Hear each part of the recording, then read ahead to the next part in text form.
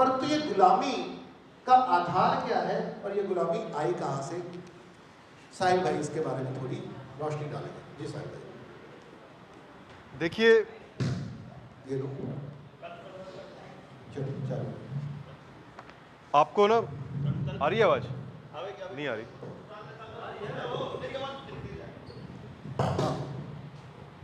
जब आप ये सोचते हैं कि पैसे का जो साइकिल है, जो षड्यंत्र इन्होंने आपको बताया कि पैसे के पीछे चल रहा है, और आप सब लोग जो हैं इस समय पे कर्जदार हैं, वो चाहे आईएमएफ हो, वर्ल्ड बैंक हो या यूएस की कोई और कंपनी हो, क्योंकि आईएमएफ और वर्ल्ड बैंक है ये भी प्राइवेट कंपनीज हैं।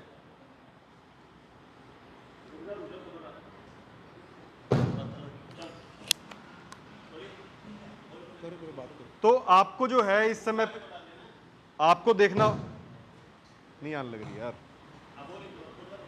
अब आ रही है? बलारा साहब ज़्यादा टेक्निकल है, छोड़ दो उसको। बोलो उसको। तो जब आप ये देखते हैं, आपको ना कुछ शब्दों पे ध्यान डालने की जरूरत है। अगर आप डिक्शनरी में इन शब्दों के मतलब ढूंढोगे तो आपको ये पता लगेगा इन लोगों ने कुछ शब्दों के अंदर बहुत बड़ा खेल खेला हुआ आपके साथ, क्योंकि जानते हैं कि आपको कुछ शब्द जो बताए जाते हैं इंग्लिश के शब्द, आप कहीं भी गवर्नमेंट के ऑर्गेनाइजेशंस को देख लीजिए, कोई भी आपका डिपार्टमेंट है, वो सारे कानून जो हैं वो आपके उस शब्दों में लिखे हैं जो आप इंग्लिश समझते हैं आमतौर पे। समझ रहे हैं आप बात को? तो वो जो इंग्लिश शब्द है, आपको लगता है ऐसा कि वो इंग्लिश है, लेकिन एक्चुअल में वो भाषा कुछ और है। उस भाषा के पीछे कुछ गहरे मतलब हैं, क्योंकि आप लोगों ने हमेशा से सुना होगा कि आपके बड़े बुजुर्ग भी कहते होंगे डॉक्टर, वकील और पुलिस वाले से दूरी बना के रखो, सुना होगा ना? तो इसके पीछे कुछ गहरे राज थे कि जो वो लोग समझते थे उस समय पे, उनको समझ आ रहा था कि व्यवस्था के अंदर जो खेल चल रहा है उसके पीछे कुछ पर्टिकुलर एजेंट्स हैं, कुछ पर्टिकुलर लोग हैं जो कि चाहते नहीं है आप लोगों को बातें पता लगे, और कुछ ऐसी सीक्रेट लैंग्वेज है, ऐसी सीक्रेट भाषा है जिसका मतलब आप लोग कुछ और समझते हैं लेकिन उसका मतलब कुछ और होता है। वही मतलब आता है कि आपकी जो भाषा है जिसको आप इंग्लिश समझते हैं, और जिन शब्दों के अंदर जो आपके कानून लिखे गए हैं, जो स्टैट्यूट्स हैं, जो आपके लॉज जिसको आप कहते हैं, जो कि लॉ नहीं है, स्टैट्यूट्स हैं या फिर लेजिस्लेशन जो है, वो एक्चुअल में जो लिखे गए हैं वो है लैंग्वेज लीगलीज। वो लीगलीज लैंग्वेज है। अगर आप लोगों की जानकारी में नहीं है तो लीगल शब्द से निकल के आया है लीगलीज। आप जहां पे भी कानून की बात करते हैं वहां पे हर जगह पे नाम आता है लीगल। हमने लीगल नोटिस काट दिया, हमने लीगल एक्शन ले लिया, हमने लीगल तरीके से उनके ऊपर कोई कार्रवाई कर दी, ये शब्दों का बार बार प्रयोग किया जाता है। तो आपको डिस्टिंग्विश करना होगा लीगल में और लॉ में। लॉ जो है वो एक कानून है जो कि प्रकृति का कानून है, यानी कि नियम, प्रकृति का नियम, नेचुरल लॉ। और लॉ निकल के आया है लैंड, एयर एंड वाटर से, जो इन तीनों के ऊपर समान रूप से लगता है, ये वो लॉ है। जब आप बात करते हैं इस लीगल सिस्टम की, तो ये लीगल सिस्टम उन्हीं लोगों ने, जिसके बारे में आपको संजीव भाई बता रहे थे कि जो पेपाल बुल है, उन लोगों ने जिस समय पे ये सारा षड्यंत्र शुरू किया, पृथ्वी को दो भागों में बांटा और कहा कि स्पेन और पुर्तगाल, स्पेन और पुर्तगाल, तो कुछ भाग कह दिया कि स्पेन के पास चला जाएगा, कुछ भाग कहा पुर्तगाल वाले जो है वो जाके राज करेंगे उसके ऊपर। उसी समय पे उन लोगों ने भाषा के ऊपर नियंत्रण किया आपकी। आप देखिए, जब भी जहां भी हमारी अंग्रेजी सत्ताएं जो आई, इन्होंने जब भी राज किया तो इन्होंने कहा कि आपको हमारी भाषा में ही डील करना पड़ेगा, आपको हमारी भाषा के अंदर ही जो है ये सारे कानून मानने पड़ेंगे।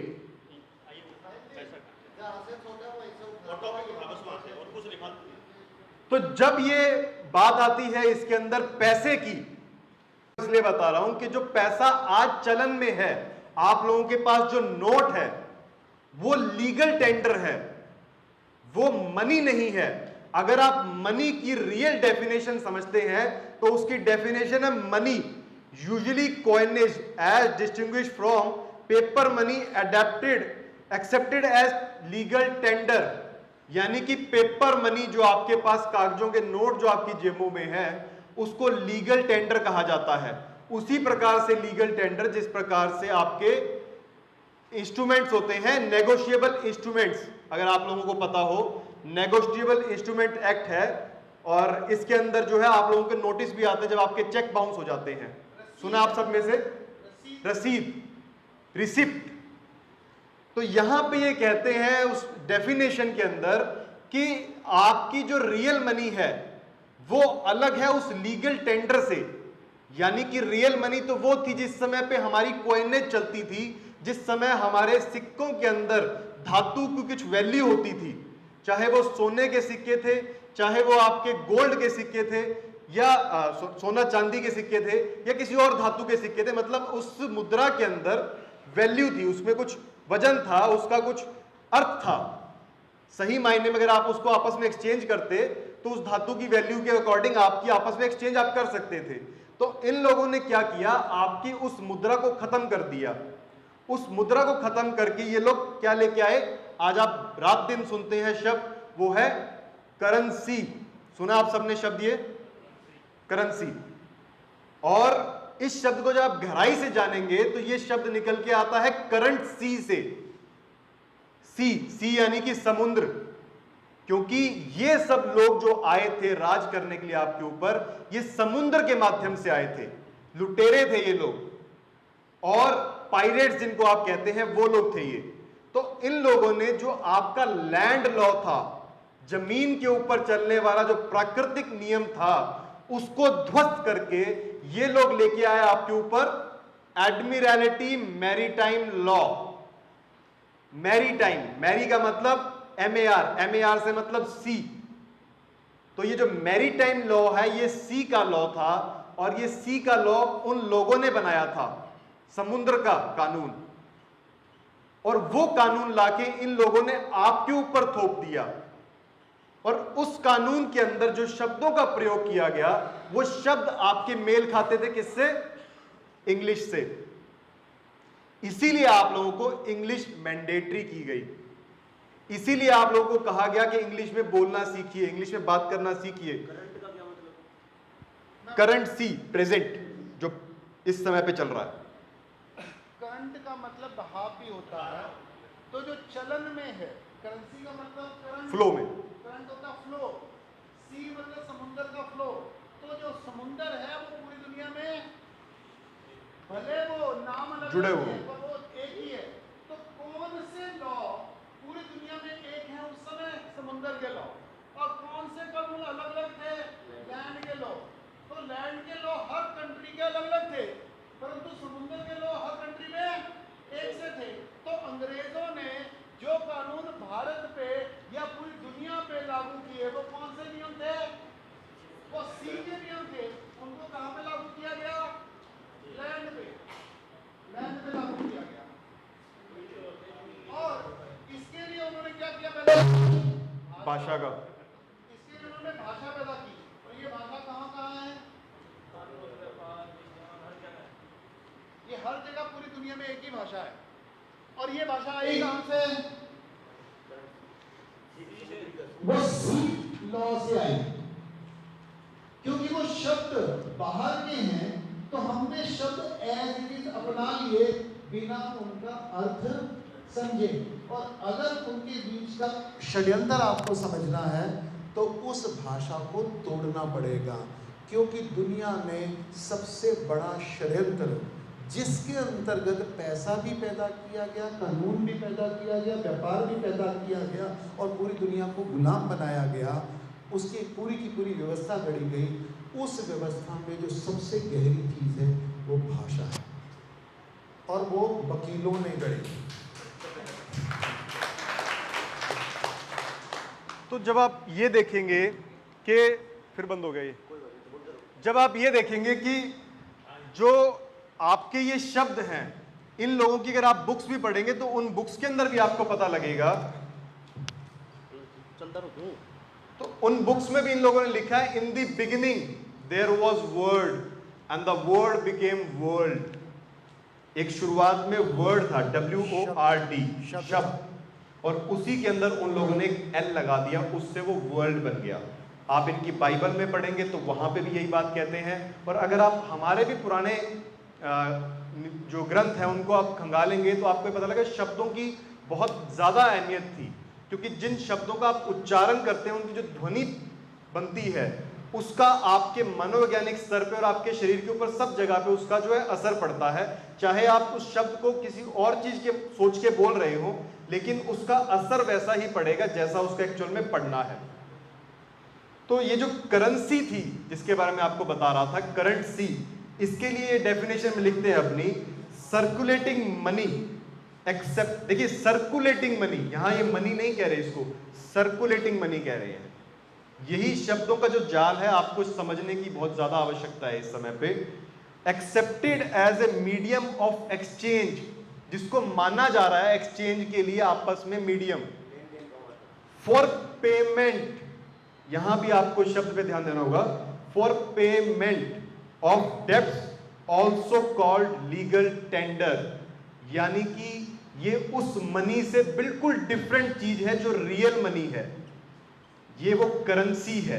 और यहां मैंने आपको एक शब्द पे ध्यान देने को कहा था, पेमेंट।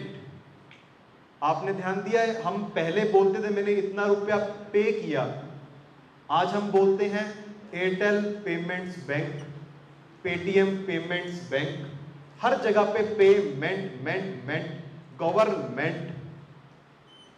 क्यों है ये मेंट? इस मेंट का मतलब क्या है? इस मेंट का जब आप लैटिन में मतलब देखते हैं, इसका निकल के आता है मतलब माइंड, और मेंट से आप समझ सकते हैं मेंटल, आपने सुना होगा मेंटल।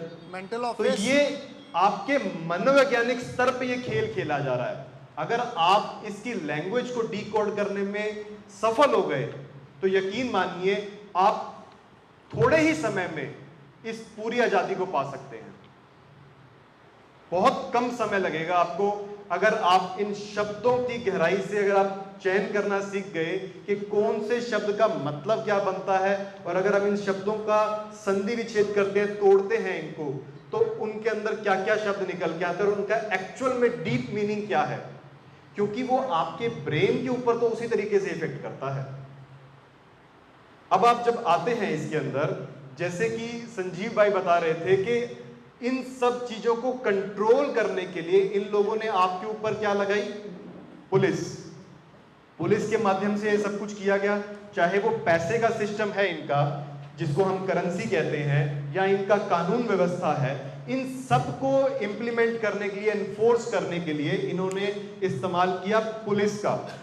तो आप सब में जिनके पास भी पेन पेपर है वो लिख लीजिए, एक इंपॉर्टेंट लाइन है ये,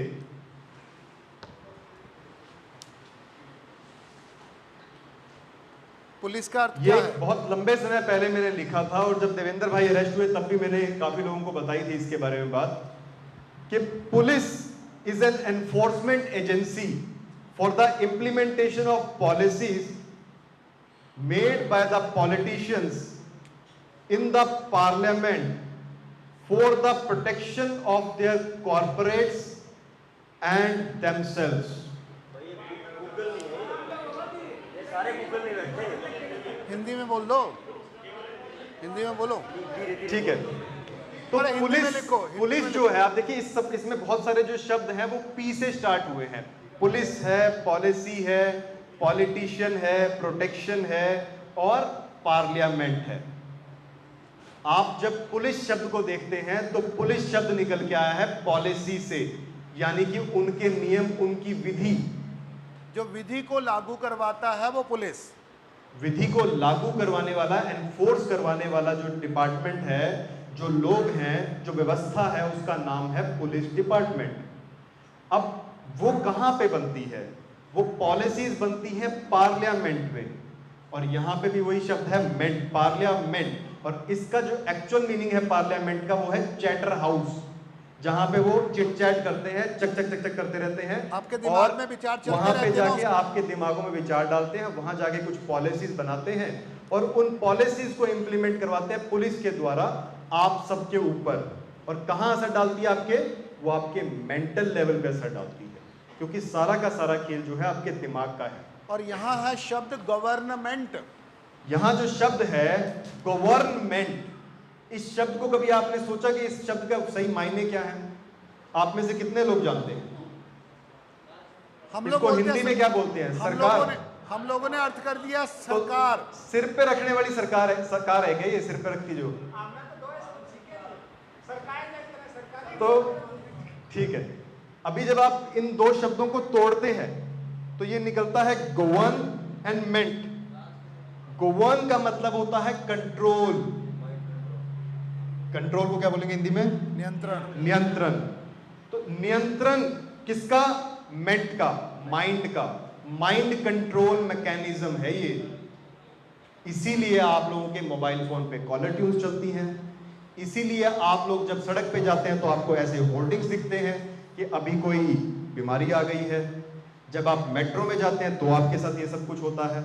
ये सब चीजें जो हैं उसको मैनेज करने के लिए ये व्यवस्था है, और ये व्यवस्था वो नहीं है जो हमारी पहले हुआ करती थी।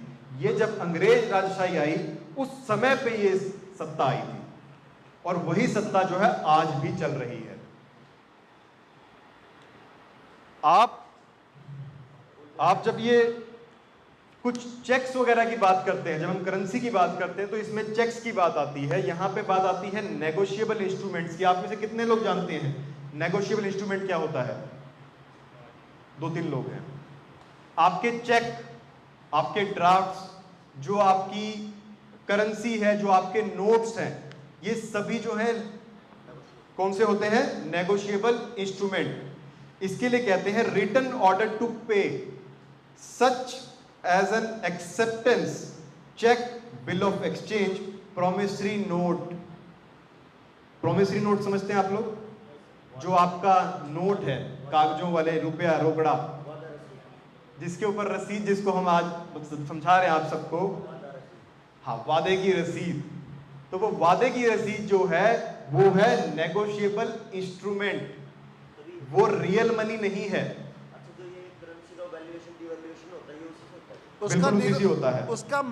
उसका भाव तोल किया जा सकता है। असल में पैसे के साथ जो भी वस्तु लग जाएगी, जिसके साथ पैसा जुड़ जाएगा, उसका भाव तोल किया जा सकता है। उसका कोई फिक्स वैल्यू, उसका कोई फिक्स प्राइस नहीं है। उसके ऊपर कोई भी प्राइस तय की जा सकती है दो पार्टियों के बीच में भाव तोल करके।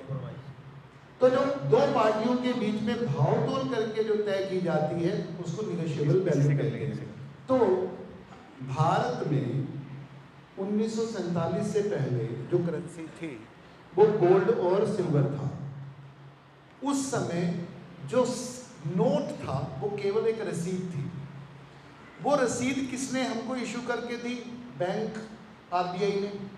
उसके बदले में हमने आरबीआई को क्या दिया? सोना और चांदी गिरवी रखा, उसको कोलेट्रल बोलते हैं। हमने उतना गिरवी रखा। तो आरबीआई के पास कितना सोना चांदी था? जितने हमने नोट लिए। तो वैल्यू किसकी थी? नोट की या सोने चांदी की? तो जो नोट था, रसीद था, वो तो केवल उसका प्रतिनिधि मात्र था जिसके ऊपर साइन किए थे गवर्नमेंट ने, इसलिए वो लीगल टेंडर बना। बस इतना ही मतलब था। 1947 में हमने सारे के सारे क्या है, आपकी रसीदें वापस कर दी। अब हमारा गोल्ड आपके पास वापस आना चाहिए था? नहीं। उस समय दुनिया की सबसे बड़ी भारत की लूट हुई कि हमारा पास रसीद हमारे पास रह गई, सोना चांदी वो ले गए। जी,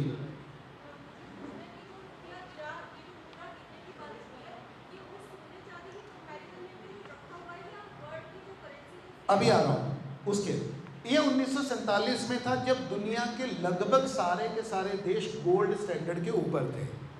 परंतु 1933 में यूएसए में सेकेंड वर्ल्ड वॉर के दौरान 1929 में डिप्रेशन आया। डिप्रेशन में आया कि दुनिया में अचानक इन्होंने इतना पैसा छाप के यूएसए में मार्केट में डाला कि उसकी प्राइस बिल्कुल गिर गई और पूरी की पूरी इकोनॉमी में अनएम्प्लॉयमेंट छा गई। भयंकर महंगाई और भयंकर बेरोजगारी दोनों एक साथ, जैसे अब भारत में हो रहा है, ऐसी स्थितियों का निर्माण यूएसए में हुआ। तब क्या हुआ, इन्होंने क्या किया कि पैसे की साख बिल्कुल ना गिर जाए, तो उन्होंने एक कानून पास किया कि जितना भी सोना और चांदी है वो उन्होंने लॉ बनाया अमेरिका में 1933 में, ये सारा का सारा आप इलीगल है अगर आप इसका सेल परचेज करते हो। आप ना इसको सेल कर सकते हो, ना परचेज कर सकते हो, ना होल्ड कर सकते हो। आपको ये सारा सोना चांदी बैंक में जमा करवाना पड़ेगा। यानी पहले युद्ध में उन्होंने सारा सोना चांदी इकट्ठा किया यूरोप से, और डिप्रेशन में इन्होंने सोना चांदी इकट्ठा किया जनता से। वो सारा किसके पास इकट्ठा हो गया, बैंक में इकट्ठा हो गया। तो रिजर्व बैंक और हुआ। यहाँ उन्होंने एक और कानून पास किया कि अब सोने चांदी का करेंसी से कोई संबंध नहीं है। अब जो रसीद थी वो वास्तविक वस्तु में कन्वर्ट कर दी गई, और उसका मालिक कौन है, बैंक।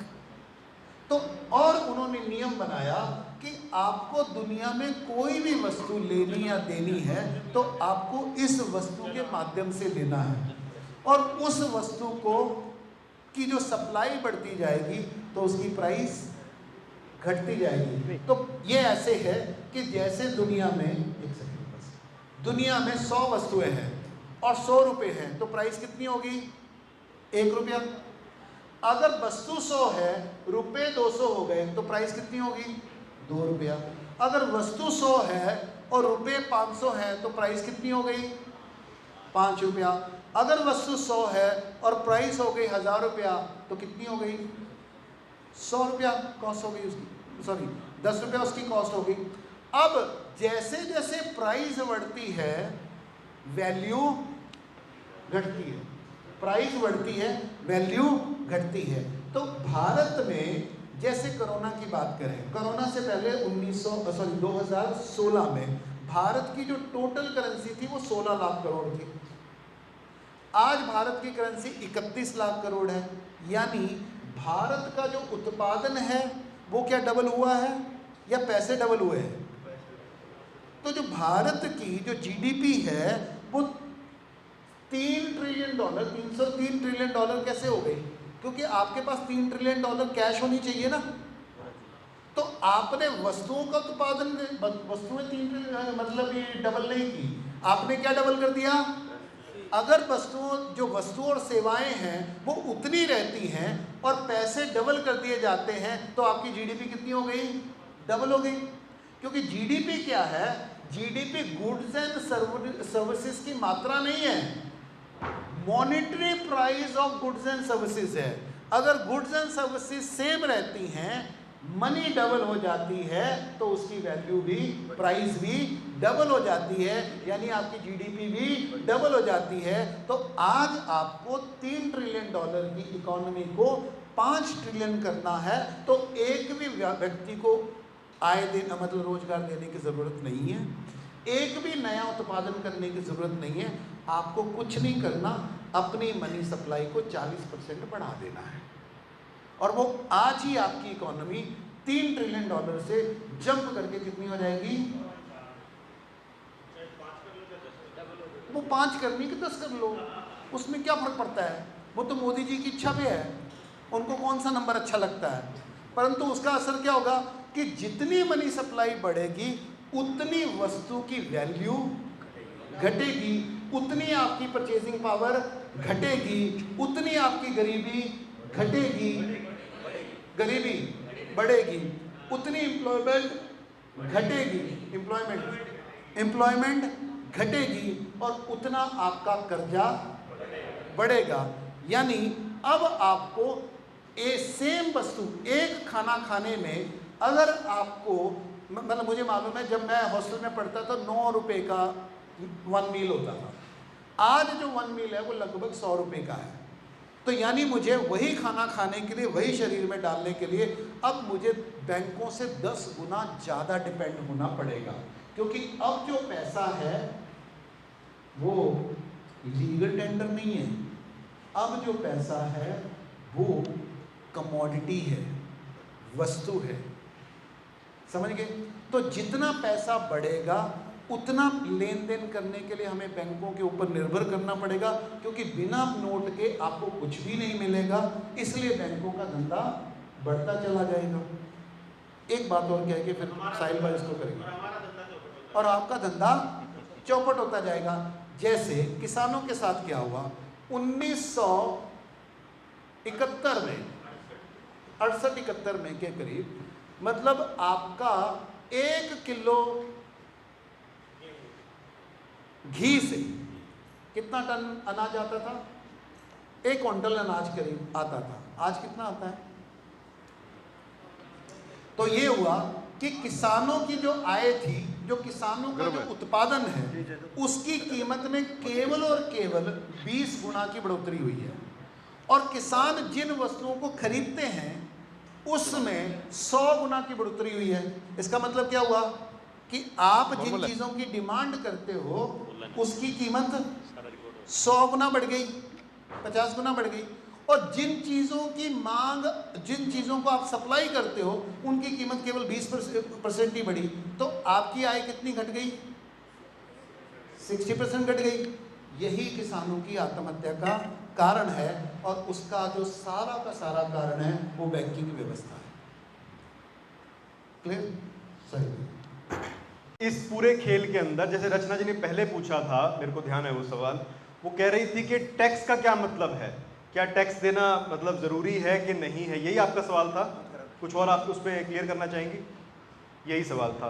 तो टैक्स का मतलब बेसिकली क्या है? A rate or sum of money assessed on a person or property for the support of government.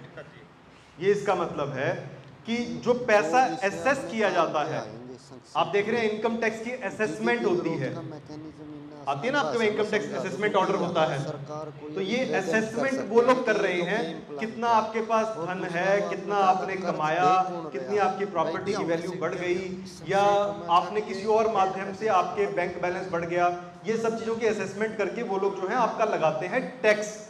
लेकिन वो टैक्स लगता किस चीज के ऊपर है? वो टैक्स लगता है आपके लीगल टेंडर वाले के ऊपर। वो टैक्स रियल मनी के ऊपर नहीं लगता, वो टैक्स लगता है आपके लीगल टेंडर वाली जो सर्कुलेटिंग करेंसी की फॉर्म में जो आपके पास कोई भी संपत्ति है उसके ऊपर लगता है। इसीलिए वो लोग आपके हर एक जमीन जायदाद को आपको कहते हैं कि आप उसको रजिस्टर करवाइए। यहां तक कि आपके बच्चे के पैदा होने तक पे वो कहते हैं कि उस बच्चे तक को आप रजिस्टर करवा दीजिए, और उसके लिए वो कहते हैं आपको बनवाइए बर्थ सर्टिफिकेट। उसके बारे में आपको गहराई से बाद में बताएंगे। लेकिन बात यह है कि वो लोग आपको अपनी व्यवस्था में लेके आते हैं। पहले आप सपोज कर लीजिए ये 2 बॉक्सेस हैं, एक ये काले वाला बॉक्स है और एक ये हरे वाला है। तो ये मैं यहां पे इंसान हूं, मनुष्य। तो मैन अलग होता है और एक होता है शब्द पर्सन। पर्सन जो शब्द निकला है, आपने हर जगह पढ़ा हो, कानून के अंदर भी बार बार एक शब्द आता है पर्सन। कानून जितने भी हैं उन सब के अंदर यही शब्द इस्तेमाल किया जाता है। आप व्यक्ति नहीं, person has to do this, a person has to pay this much of fine, a person has to pay tax, a person has to do obey certain duties. इस टाइप से ये सारी चीजें आपको कानून में मिलेंगी। तो पर्सन जो शब्द है, जब आपको इसको गहराई से जानेंगे तो इस शब्द का मतलब निकल के आता है परसोना से। परसोना, परसेप्शन, आभासीय, आर्टिफिशियल, नकली, खोटा, मुखोटा, है ना, नकली, मास्क, इस टाइप के शब्द निकल के आते हैं इस शब्द के पीछे। तो क्या आप सब लोग वही हैं? नहीं है ना, आप सब तो मनुष्य हैं। आप अपने आप को मैन बोल सकते हैं, मनुष्य बोल सकते हैं और इंसान बोल सकते हैं। ये सब जो है ये अलग अलग चीजें हैं दोनों। मतलब पर्सन और मैन को आपको डिफरेंशिएट करना होगा। जैसे ही आप पर्सन पे आते हैं ये लीगल ग्राउंड्स में चले जाते हैं आप, और जैसे ही आप मैन पे आते हैं ये आप लॉफुल ग्राउंड पे आ जाते हैं। इसको अगर एक मिनट, इसको अगर और थोड़ा सा कॉन्टेक्स्ट में समझे, यानी कि आपकी लीगल एंटिटी, आप देखेंगे आप कहीं पे भी आप टैक्स फाइल करते हैं वो कहते हैं कि आपकी जो ऑर्गेनाइजेशन है, कोई आपने कंपनी फॉर्म की है तो वो लीगल एंटिटी होती है। वो एक आर्टिफिशियल पर्सनालिटी होती है, जिसको कि अलग कानून की भाषा के अंदर कहा जाए तो उसको अलग रखा जाता है, और उसके चाहे ऑनर्स कोई भी हो, लेकिन वो सारी लायबिलिटीज जो होती हैं उस कंपनी की होती हैं। सुना आपने इसके बारे में? तो जब आप ये देखते हैं कि वोट के बारे में जब बात होती है, वोट, तो ये वोट के अंदर जब आपने इनको वोट दिया तो क्या आपने उस समय पे इनको सारे अधिकार दे दिए? क्या आपको पता था उस समय पे कि ये आपके ऊपर किसी भी प्रकार का जो इन्होंने तालाबंदी की, मैं शब्द नहीं इस्तेमाल कर रहा हूं, वो जो तालाबंदी की, एक बीमारी जो आई और उस समय पे इन्होंने जो किया, क्या वो आपने अधिकार इनको टेंडर किया था? तो जब लॉकडाउन इन्होंने लगाया तो क्या आप लोगों ने इनको वो अधिकार दिया था लॉकडाउन लगाने का? नहीं दिया था। और जिस प्रकार से ये आपकी मुद्रा को डिवैल्यूएट कर देते हैं, क्या आपने वो अधिकार इनको दिया था? नहीं दिया था। आपके ऊपर अलग अलग कानून थोप देते हैं ये लोग। आपकी जो पशुधन है उसको नष्ट करने में ये लोग लगे हुए हैं, उसको रेगुलेट कर रहे हैं, कह रहे हैं कि उसको आप ज्यादा रख नहीं पाएंगे। उसके ऊपर जो देवेंद्र भाई कल बता रहे जिस तरीके से कि आपको कमर्शियल लाइसेंस लेना पड़ेगा, तो वो कानून आ रहे हैं। क्या आपने उस चीज का इनको मत दिया था? क्या आपको पता था जिस समय आपने मत दिया था कि आपका वोट जो आप मत दे रहे हैं वो एब्सोल्यूट कंट्रोल आप दे रहे हैं उनको? नहीं पता था। तो यहां पे शब्द आता है फुल डिस्क्लोजर का, क्योंकि जब भी आप कानून के बारे में जानने की कोशिश करेंगे और गहराई से अध्ययन करेंगे तो आपको ये पता होना चाहिए कि कानून मूल तौर पे खड़ा होता है कॉन्ट्रैक्ट के ऊपर। दो लोगों के बीच में आपस में जो भी लिखित के अंदर या ऑरली जबानी तौर पे समझौता होता है उसको कहते हैं कॉन्ट्रैक्ट। सबसे सुप्रीम वही होता है, किसी भी कानून से ऊपर होता है वो। कोई भी कानून दिव्य नहीं होता, सारे कानून मानवीय होते हैं। दो मानवों के बीच में जो समझौता है वही कानून है और कोई कानून नहीं। और उस कॉन्ट्रैक्ट के ऊपर जो आपने आपस में समझौता किया हुआ है उसके ऊपर अगर 10-11 लोग बैठ के अगर उसके ऊपर समझौता करते हैं, उसमें कोई डिस्प्यूट हो जाता है आप लोगों का और फैसला करते हैं, वही सभा होती है। इस प्रकार से ही पहले हमारी न्याय व्यवस्था चला करती थी, इसी प्रकार से हमारी ग्राम सभाएं चला करती थी, इसी प्रकार से हमारी पंचायती व्यवस्था होती थी, जहां पे उन लोगों के पास सारे अधिकार होते थे और वो बैठ के लोगों का समझौता करवाते थे। ना कि आज के इन कोर्ट्स की तरह। ये कोर्ट शब्द जो है, क्या आपको लगता है किसी और शब्द से मेल खाता है? आप लोगों में से कितने लोग बैडमिंटन खेलते हैं? बैडमिंटन, चिड़ी बल्ला। कितने लोग टेनिस खेलते हैं? यशस्वी था यहाँ पे, अभी आज नहीं है। तो ये जो कोर्ट्स हैं बेसिकली ये डिजाइंड इस तरीके से ही हैं। आप जब शब्दों को गहराई से पकड़ेंगे तो आपको पता लगेगा ये भी वही स्पेलिंग है, COURT। और वहां जो आपका बैडमिंटन कोर्ट है, आपका टेनिस कोर्ट है या और कोई भी स्पोर्ट्स का कोर्ट है, वहां पे भी इसी प्रकार से होता है, यही शब्द होता है। और जब आप कचहरी में जाते हैं, वो जो कचहरी है कोर्ट वाली, जो वकीलों वाली, उसके अंदर जब जाते हैं, जब भी आप देखते हैं कि दो पार्टीज होती है, एक इधर होती है और एक इधर होती है और एक रेफरी बीच में बैठा होता है। देखा आपने? वो जज जो होता है वो यहाँ ऊपर चढ़ के बैठता है, 3 टियर स्ट्रक्चर होता है। वो आप देखते हैं हमेशा 2-3 स्टेप ऊंचा होता है। देखा आपने, गौर किया कभी? क्यों है ऐसा?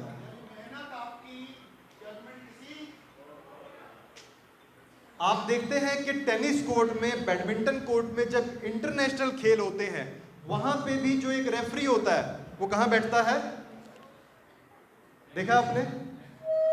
जिस दिन आप इन चीजों को आपस में इवैल्यूएट करना सीख जाएंगे, आप देखेंगे इनमें क्या समानताएं हैं, तो आपके सामने एकदम से ऐसे पिक्चर खुलनी शुरू हो जाएगी कि हाँ, कुछ तो बहुत ही गड़बड़ है और बिल्कुल सामने था आज तक लेकिन हम देख नहीं पाए। तो यही होता है इन कोर्ट्स के अंदर, जो आप लोगों को इधर से उधर स्ट्रक डाउन किया जाता है। कभी इधर चलेगी बॉल, उसके पाले में चलेगी, फिर उसके पाले से इसके पाले में आ गई बॉल, और अल्टीमेटली लोगों को 20-20, 30-30 साल लग जाते हैं और न्याय नहीं हो पाता। हो पाता है क्या न्याय? आपको भी महसूस हो रहा होगा, इतने करोड़ों केसेस पेंडिंग पड़े हैं लेकिन कहां मिल रहा है? एक कोर्ट में हुआ तो वो दूसरे रेफरी के पास चला जाता है, फिर दूसरे रेफरी से समझौता नहीं हो पाता तो तीसरे रेफरी के पास चला जाता है, और उसके बाद कई बार ऐसा भी होता है कि तीसरे रेफरी के पास दोबारा से अर्जी लगा देता है वो। तो एक शब्द मैं उससे पहले बताना चाहूंगा कि ये भाई साहब जो बैठे हैं फ्रंट में, इन्होंने कहा था कि क्या हम अपने आप को लिविंग ह्यूमन बोल सकते हैं? ह्यूमन, ये शब्द जब आप देखेंगे तो ये शब्द निकला है ह्यू और मैन से। देखो, शब्दों को गहराई से अगर आप लोग तोड़ना नहीं सीखे तो यकीन मानिए ये आज़ादी की लड़ाई हम लोग नहीं लड़ पाएंगे, बिल्कुल पॉसिबल ही नहीं है इसके बिना। ये जो ह्यूमन है, इस ह्यू का मतलब होता है ह्यू, HUE। अगर आप में से कोई व्यक्ति यहाँ पे एडिटिंग करता है, पिक्चर एडिटिंग, फोटो एडिटिंग या वीडियो एडिटिंग करता है, तो आपको पता होगा ह्यू होता है उसमें, ह्यू। मिलिंद, तो ये ह्यू जो होता है ये कलर होता है। आप देखते हैं वहां पे एक सिलेक्शन बार होता है ऐसे गोल सा, और उसमें आप सिलेक्ट कर सकते हैं कि आपको पर्पल कलर चाहिए कि रेड चाहिए, और उसका कितनी कंसंट्रेशन चाहिए वो आप सिलेक्ट कर सकते हैं। वहीं से ये शब्द आया ह्यू, और ह्यू के साथ जोड़ दिया इन्होंने मैन। मैन यानी कि मनुष्य, मनु से निकला मैन या मैनकाइंड, आप इन शब्दों का प्रयोग कर सकते हैं। तो ये जो ह्यू है ये कलर मैन है, कलर्ड मैन, रंगीन आदमी। क्या आप रंगीन आदमी हैं? ये आप इंसान हैं। Yes you are. कानून की भाषा में आप लोग जब भी अपने आप को ह्यूमन कहते हैं तब आप लोग उनकी पिच में फॉल कर जाते हैं। आप इस बॉक्स से आप इस बॉक्स में चले जाते हैं उसी समय पे। आप वास्तविक इंसान से एक परिभाषित इंसान में कन्वर्ट हो जाते हैं। आप रियल व्यक्ति से एक कानूनन व्यक्ति बन जाते हैं। आप एक रियल मैन से एक सर्टिफाइड मैन बन जाते हैं। और उसको सर्टिफिकेट देने वाला कौन है? कोई और वो आपके ऊपर क्या पास करता है? जजमेंट। मेंट क्या मतलब क्या होता है? Government, judgement, parliament, entertainment, abetment, argument, achievement, adjustment, management. Ment का मतलब होता है मन। मैनेजमेंट डाला हुआ है। मेरा मत ये भी था वहाँ। मेरा मत का मतलब होता है मन। मेरा मन ये है, एग्जैक्टली उसका मन यही है। वो पर्सोना है। पर्सोना का मतलब होता है पर्सन, पर्सनालिटी, और उसका मतलब होता है मुखौटा।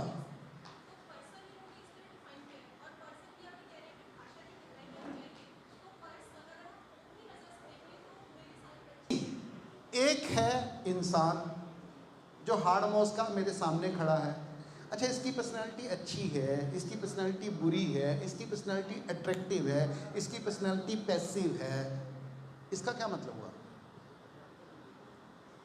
प्रकृति ने आपको जैसा बनाया होल एंड कंप्लीट बनाया है, परंतु जब मैं आपकी पर्सनालिटी को जज करता हूं, मैं उसके साथ सारे एडजेक्टिव लगा सकता हूं, अच्छे के बुरे के।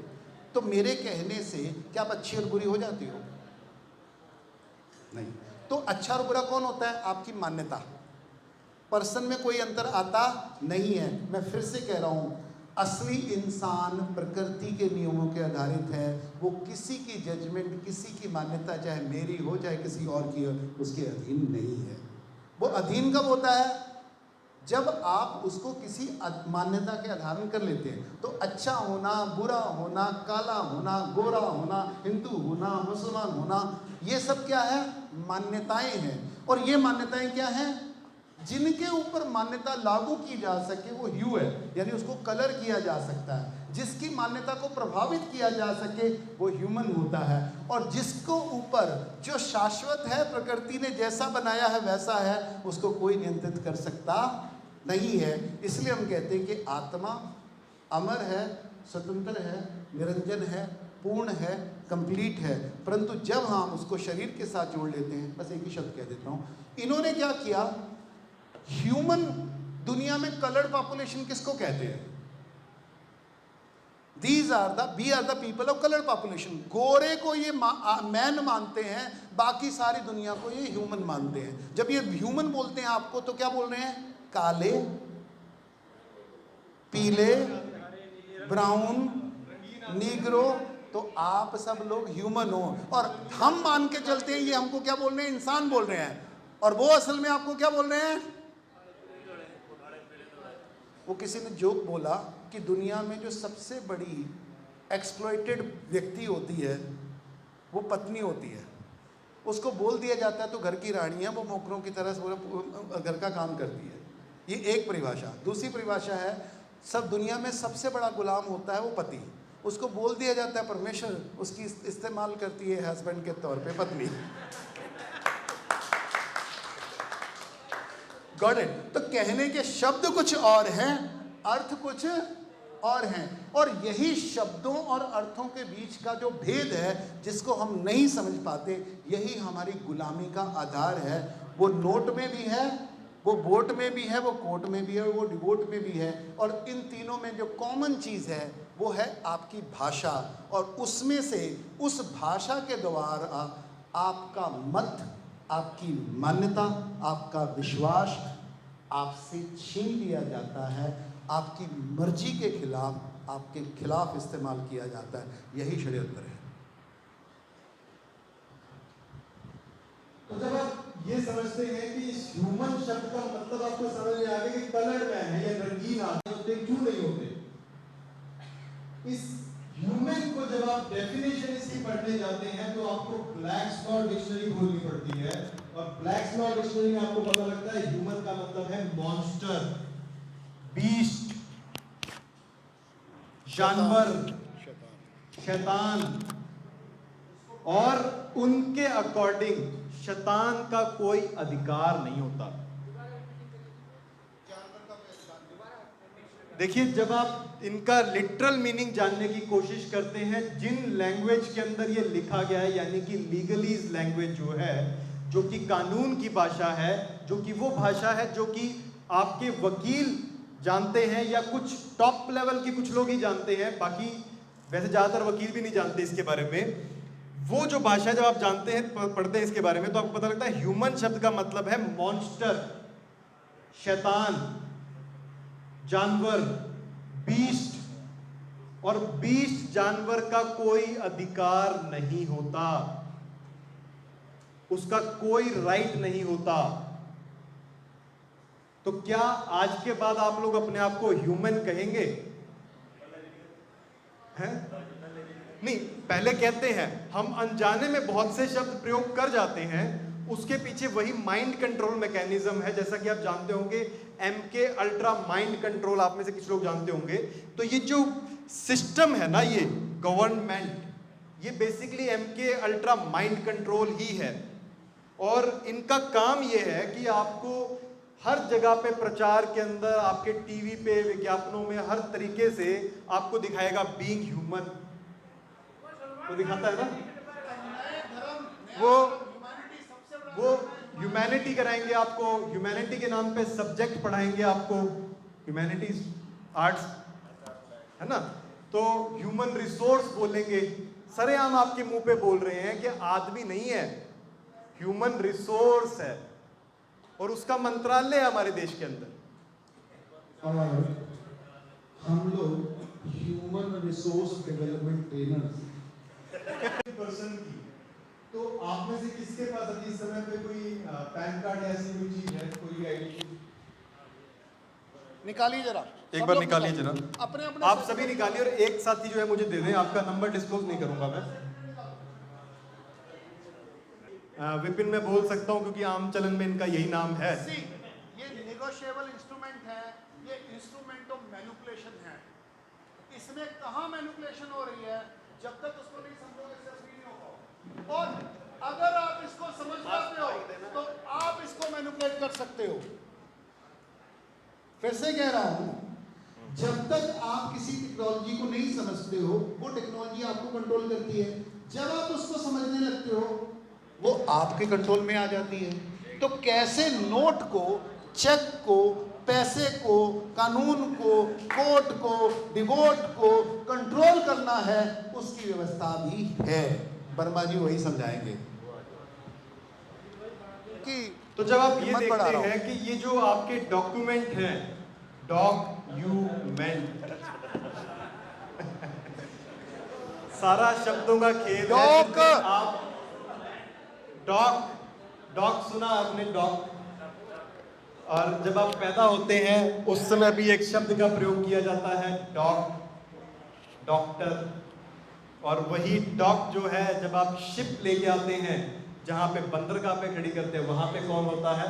डॉक, वहां पे भी डॉग होता है शिप को खड़ा करने के डॉक लिए। यार्ड, तो उसी प्रकार से तो ये जो है डॉक्यूमेंट है आपके, ये डॉक्यूमेंट्स का ही सारा खेल है। और इसी के अंदर हम आपको आगे समझाएंगे कि 4 कॉर्नर रूल्स ऑफ लॉ क्या होते हैं। ये देखिए, ये जो कागज है, ये जो भी डॉक्यूमेंट आपके हाथ में है, इसके 4 किनारे होते हैं हमेशा गोल नहीं बनाया जाता। देखिए, हमेशा आपके जितने भी कोर्ट के अंदर आप डॉक्यूमेंट सबमिट करते हैं, हमेशा उसके 4 किनारे होते हैं। और आपको कहा जाता है कि इनको फोल्ड नहीं करना है। अच्छे वकीलों का को नहीं पता है सुप्रीम कोर्ट में कि इसको फोल्ड क्यों नहीं करना है, लेकिन इसके पीछे वही है 4 कॉर्नर रूल्स ऑफ लॉ। ये जो डॉक्यूमेंट है, इस डॉक्यूमेंट के ऊपर जब आप नाम देखते हैं, विपिन जी ने मेरे को दिया है, ये इस पे लिखा है विपिन कंबोज। आप अपने डॉक्यूमेंट निकालिए, जरा देखिए उनके ऊपर क्या नाम लिखा है। इससे और उन शब्दों को थोड़ा ध्यान से देखना शुरू कीजिए। किस इससे कोई फर्क नहीं पड़ता वो पैन कार्ड है कि आधार कार्ड है कि कोई कार्ड है, कोई भी निकालो, स्ट्रक्चर एक ही निकलेगा, क्योंकि नियम एक है। आपने ये देखा कि इनके ऊपर एटीएम कार्ड निकाल लो, हुए हैं, एक एटीएम कार्ड जिन निकाल लो, अक्षरों में लिखा हुआ है वो कैपिटल में है, सारे शब्द कैपिटल हैं। आप अपने बैंक के अंदर जाइए, आपकी पासबुक, आपकी चेकबुक, आपके बैंक के खाता अगर आप खोलते हैं ऑनलाइन, उसके अंदर हर एक चीज में ये कैपिटल में क्यों है? और ये सरेआम आपको बोल रहे हैं कैपिटल शब्द क्या इस्तेमाल करता है, आपको इंग्लिश में सिखाया था कैपिटल। और आपने कहीं सुना है कानून के अंदर कैपिटल पनिशमेंट सुना आपने? यानी कि फांसी दे देना, उसका जो है सिर धड़ से अलग कर देना।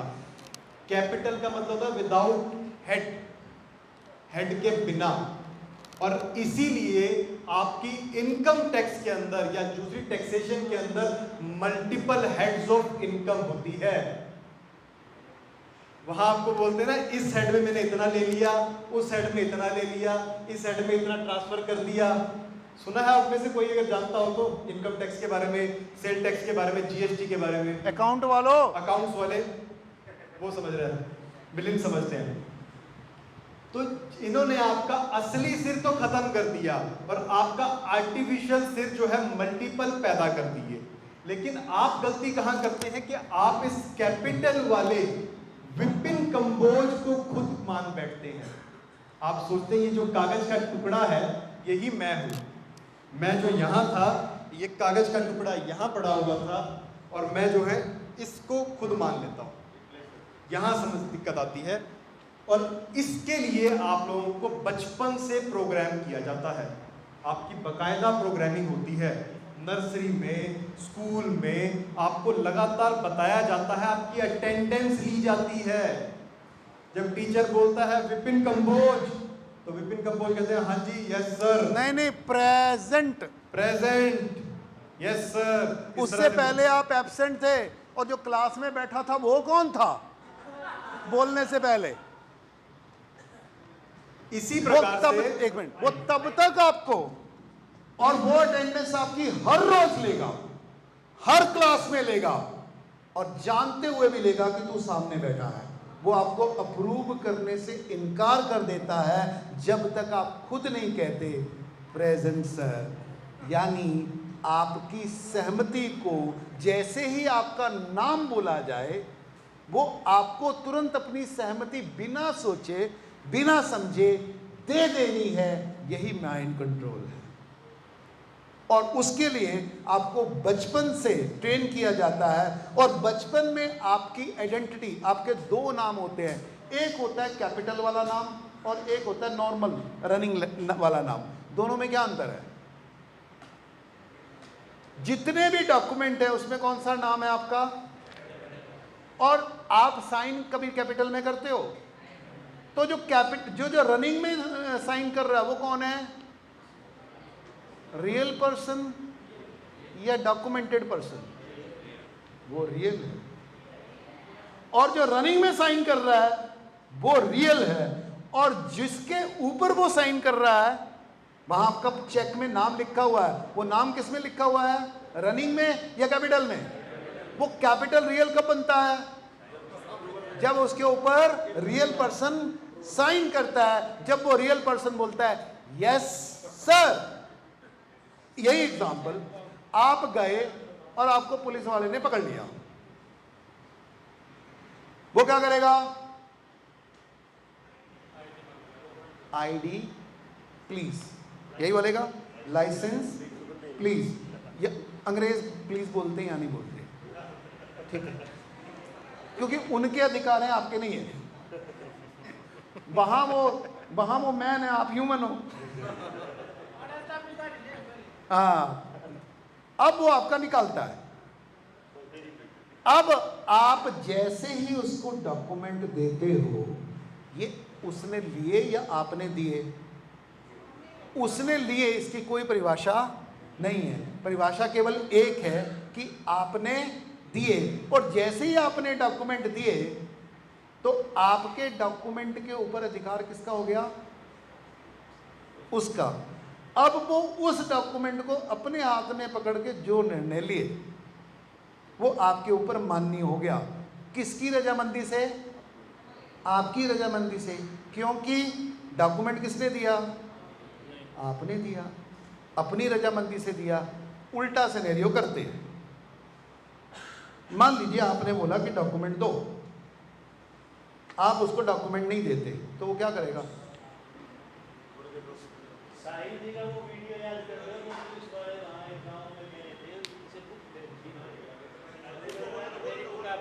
एक मिनट, एग्जाम्पल मैं आपसे पूछ रहा हूं, वो क्या करेगा? पुलिस वाला क्या करेगा? हाँ जी, वो आपको सजा देना चाहेगा, तो किस चीज की सजा देगा? वो कहते तुमने कानून तोड़ा। किसने कानून तोड़ा? वो ये प्रूव कैसे करेगा कि किसने कानून तोड़ा? तुमने कानून तोड़ा। मैं यानी कौन? मैं यानी कौन? तब वो मुझे रियल पर्सन को कानून तोड़ने वाला बता रहा है, पर रियल पर्सन को वो तब तक पनिश नहीं कर सकता जब तक आइडेंटिटी कार्ड उसके साथ जुड़ता नहीं है। क्योंकि डेमोक्रेसी में consent of the governed required होता है। आपका कंसेंट, आपने जो अपनी स्व इच्छा से अपनी जो मत है उसको दे दिया, वो रिक्वायर्ड रहता है। उसके बिना वो आपका कुछ भी नहीं बिगाड़ सकता। आपके मत के बिना वोट नहीं होती, वोट के बिना कोई नेता नहीं होता, नेता के बिना डेमोक्रेसी नहीं होती। उसकी सबकी पावर आपकी है, तो स्वैच्छिक मत से ही चलता है। और सवाल ये है, हम क्या कभी भी अपना मत, अपना सर्टिफिकेट, अपना सब कुछ स्वैच्छिक यानी सब कुछ सोच समझ के, फ्रीडम के साथ, क्लैरिटी के साथ यूज करते हैं या मैकेनिकली करते हैं? तो आपको डिजाइन किया जाता है स्कूल से लेके। स्कूलिंग का मतलब होता है जैसे जानवर को ट्रेन करना, मालूम है ना? मालूम है ना स्कूल का मतलब? स्कूल जानवरों के होते हैं, इंसानों के नहीं होते। ठीक है, तो आपको ट्रेन किया जाता है कि आप अपने नाम का और आप अपने मत का बिना सोचे समझे इस्तेमाल करो, और वो होता है मैकेनिकल और उसको दिखाया जाता है स्वैच्छिक। यही गुलामी है। इसी के अंदर आप लोग शब्द इस्तेमाल करते हैं हस्बैंड। कितने लोग अपने आप को हस्बैंड समझते हैं? बताओ जरा एक बार। हाउसबैंड, हस्बैंड नहीं, हस्बैंड ये शब्द भी निकला है एनिमल हस्बेंड्री से। एनिमल हस्बेंड्री से निकला। वो एनिमल्स की होती है। आपने अपनी लुगाई रख रखी है घर में कि आपने जानवर रख रखा है, वो आप खुद तय करो। जब आप बोलते हो ना मेरा हस्बैंड है, बोलता मेरे वाला पालतू है। ये अंग्रेजी भाषा की है, पत्नी का कुछ और होता है। ये जो भाषा है ना, आप लोगों को बचपन से ट्रेन किया जाता है, चाहे वो नर्सरी हो। वही नर्सरी बच्चे को जहां आप पढ़ने के लिए भेजते हैं, वहीं आपके हॉस्पिटल के अंदर भी नर्सरी होती है।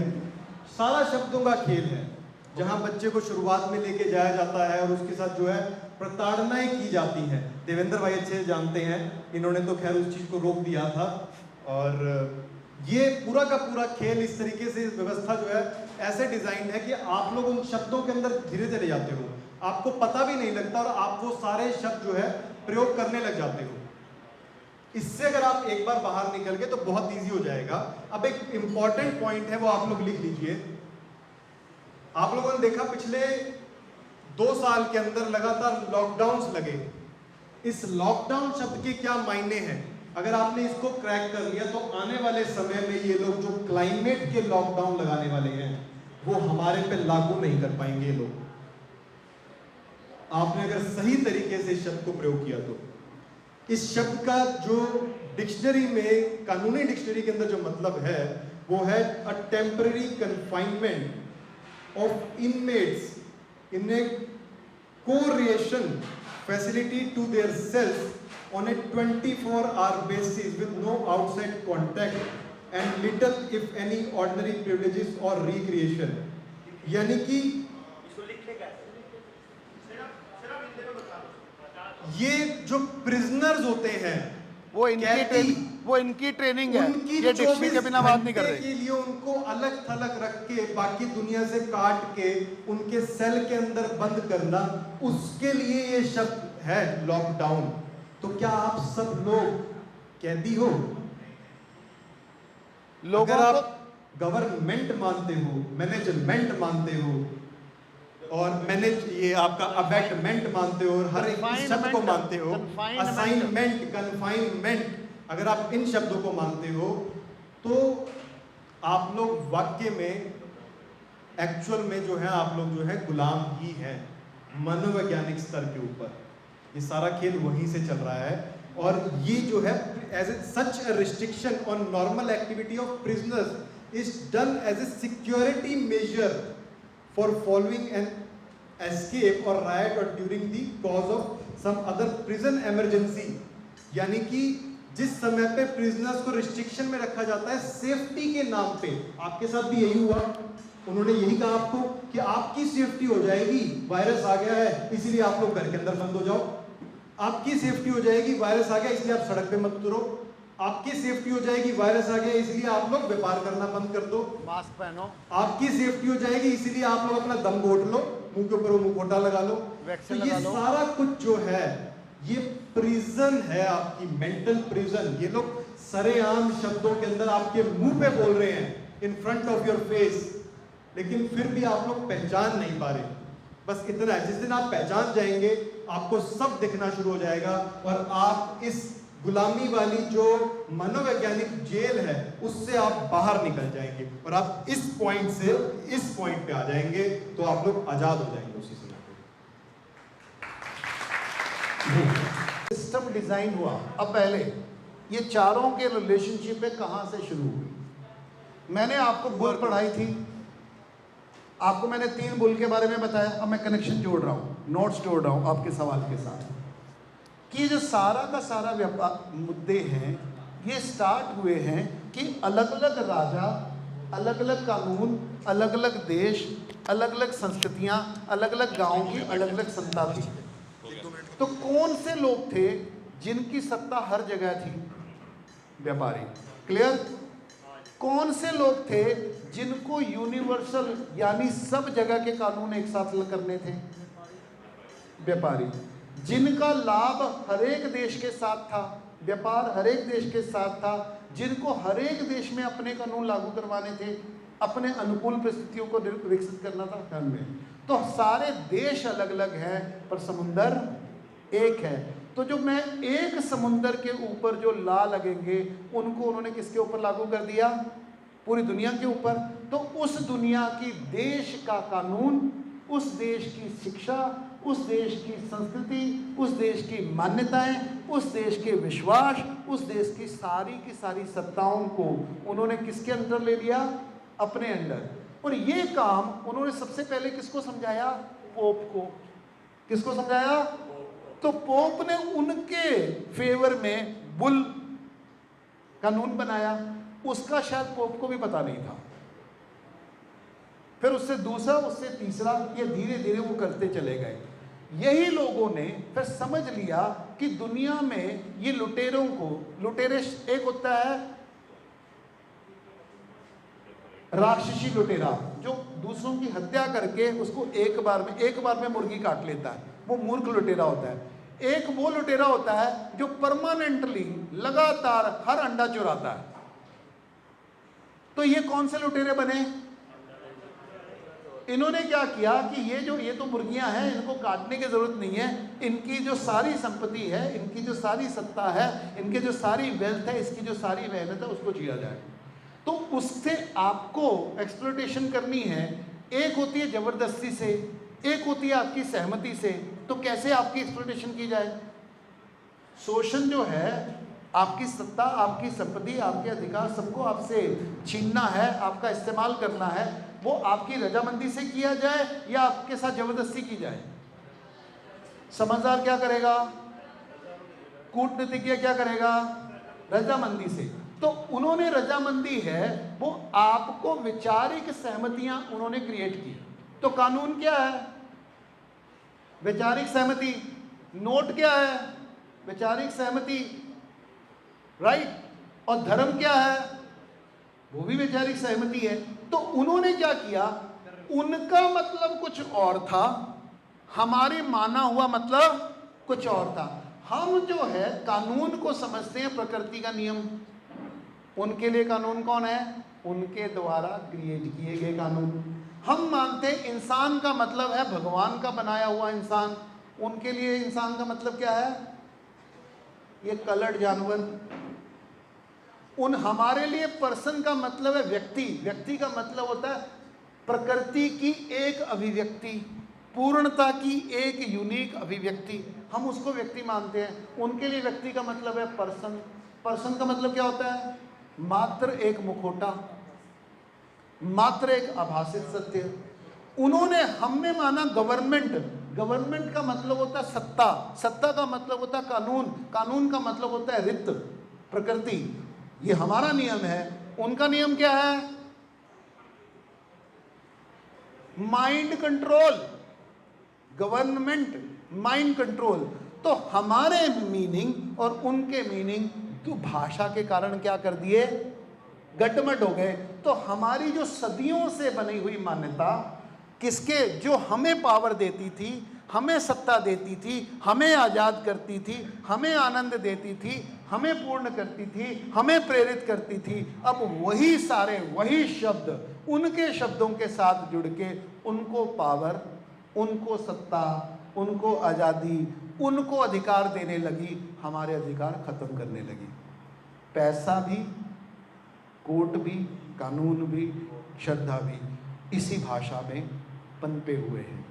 तो इसलिए पहले पैसे से आज़ाद होने से पहले पैसे के बारे में जो हमारी मान्यताओं से मुक्त होना पड़ेगा, राइट। कर्ज से मुक्त होने से पहले, कर्ज की मान्यता से पहले मुक्त होना पड़ेगा कि दुनिया का कोई व्यक्ति आपको कर्जी कर ही नहीं सकता।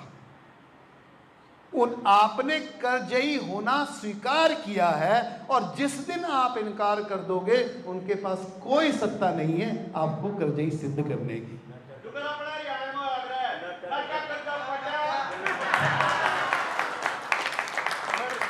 और यही कारण है कि वो लोग जो है अपने शब्दों को नहीं छोड़ना चाहते हैं। आप देखिए जितने भी कानून है वो सारे इंग्लिश में है।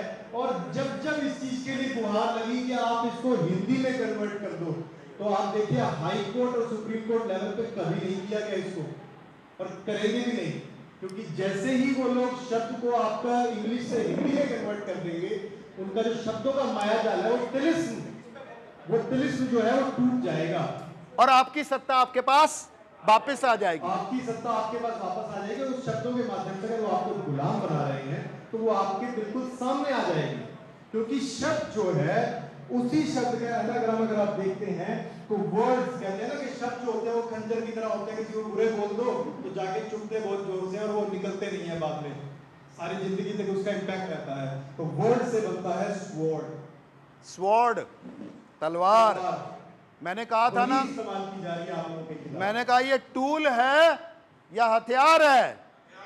ये हथियार है। उनकी भाषा टूल नहीं है, हथियार है। जो आपका जुरिस्डिक्शन है, जुरिस्डिक्शन होता है power to hear and determine a case. आपका जुरिस्डिक्शन, जब आप कोई विचार करते हैं तो वो आपका जुरिस्डिक्शन आप तक होता है।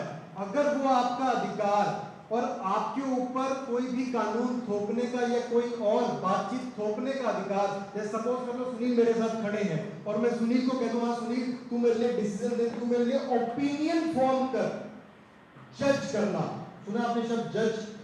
जज का जो सही मतलब होता है वो है ओपिनियन, मान्यता। किसी भी एक आदमी का ओपिनियन, मान्यता, उसके विचार आपके बारे में, वही होती है जजमेंट जो आपके मेंटल लेवल पे असर डालती है। और वहीं से निकल के आता है शब्द जुरिस्डिक्शन, जो कि उसका अलग होता है, आपका अलग होता है, लेकिन आप उसके जुरिस्डिक्शन में फॉल करके उसके मेंटल लेवल की जो उसकी ओपिनियन है उसको आप अपने ऊपर थोप लेते हैं। यहां से आपके ऊपर जो है जुरिस्डिक्शन लगनी शुरू हो जाती है, आपको वो अपनी अलग करनी सीखनी होगी। एक सवाल है छोटा सा, यही आता है कि जज ने आपके सामने एक जजमेंट पास की और आप उसको स्वीकार नहीं करते, जज क्या करेगा? ध्यान से, किसको? वो कौन है जिसको वो पनिश करेगा? अब इस डायलॉग को ना सुनिए, ध्यान से सुनिएगा। अब इसको वास्तविकता और मान्यता को अलग अलग करिएगा। गुलामी होती है मान्यता, वास्तविकता आपको आज़ाद करती है, मान्यता आपको गुलाम करती है। छोटा सा एग्जाम्पल देता हूँ इसको समझने के लिए, क्योंकि अगला पूरा सेशन उसी के अनुसार चलने वाला है। न्यूटन के सिर पे एक सेब गिरा तो क्या नया हो गया? वो पहले भी गिरता था। तो न्यूटन ने पलट के सवाल पूछा, ये नीचे क्यों आया, ये ऊपर क्यों नहीं गया? तो उस समय मान्यतागत जवाब क्या था सबका? ये भारी होता है। पर न्यूटन ने ये भारी होता सवाल नहीं किया, क्योंकि बाकी सब लोग भी जवाब देते थे, बाकी सबके सिर पे सवाल, ये सवाल सबके बहुतों क्या होगा, तो सबने जवाब दिया ये भारी होता है इसलिए नीचे गिरता है। और भारी चीज़ क्या है? हमेशा नीचे गिरती है। इसलिए हम भी भारी हैं, इसलिए हम कभी उड़ नहीं सकते, और हम में से कभी किसी ने उड़ने की कोशिश नहीं की। न्यूटन ने पहली बार जाना, क्योंकि उन दिनों वो बेचारा 16 साल का था और वो किसी कन्या के प्रेम में पड़ा हुआ था, और वो वन साइडेड लव था। असली कहानी ये है। और वो वन साइडेड लव में मालूम है ना आपको क्या क्या हाल होता है? आपका दिल हऊ हऊ करता रहता है, वो भऊ भऊ करती रहती है, राइट? अब वो कह रहा था कि मैं उसके बारे में क्यों सोचता हूं जब वो मुझको भाई भी नहीं दे रही। तो वो अलग अलग जवाब दे रहा था, ये दिन है ये रात की तरफ बढ़ता है, राइट? ये जो शम्मा है, ये जो परिंदा है, ये भी शम्मा से अट्रैक्ट होता है। और ऊपर से उसने देखा साला ये सेब भी धरती की तरफ अट्रैक्ट होता है, राइट? उसने थोड़ा ऊपर देखा, ये चांद भी धरती की तरफ अट्रैक्ट होता है, ये धरती भी है, ये सूर्य की तरफ अट्रैक्ट होती है। तो वो क्या हुआ, ये विचार करते करते अपने पर्सनल मान्यता के स्पेस से निकल के प्रकृति के स्पेस में चला गया, और उसने अपनी पर्सनल मान्यता छोड़ के प्रकृति के संबंध को समझना लगा। वहां से उसने कहा गुरुत्वाकर्षण, यानी हर चीज़ एक दूसरे को अट्रैक्ट करती है, बड़ी चीज़ छोटी चीज़ को ज़्यादा खींच लेती है, इसलिए उसकी तरफ गिरती है। इसको उसने कहा गुरुत्वाकर्षण। उसने नियम दिया, मान्यता से निकाल के उसको नियम में दिया।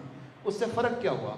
फर्क ये हुआ कि गुरुत्वाकर्षण का मतलब है कोई वस्तु जब नीचे गिरती है वो अनंत गति से गिरती है या फिक्स गति से गिरती है।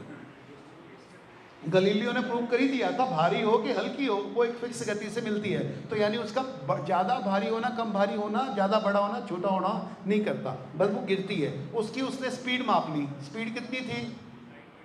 9.8 मीटर पर सेकेंड, यानी 9.8 मीटर पर सेकेंड से कम रफ्तार से होगा तो नीचे गिरेगा।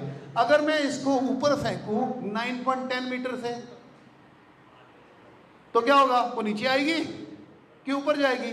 तो वहां उसको इस नियम का सीमा भी पता चल गई। तो जैसे उसने उसकी सीमा निर्धारित की तो वो इस नियम का इस्तेमाल करके जो नीचे आ रही थी वस्तु उससे मुक्त करके वस्तु को ऊपर ले गया, यानी उड़ने का नियम उसने खोज लिया। गुरुत्वाकर्षण से मुक्त होने का नियम खोज लिया। अगर मान्यता होगी तो आप बंधन में बंध जाओगे, अगर नियम होगा तो आप बंधन से मुक्त हो जाओगे। यही विज्ञान है।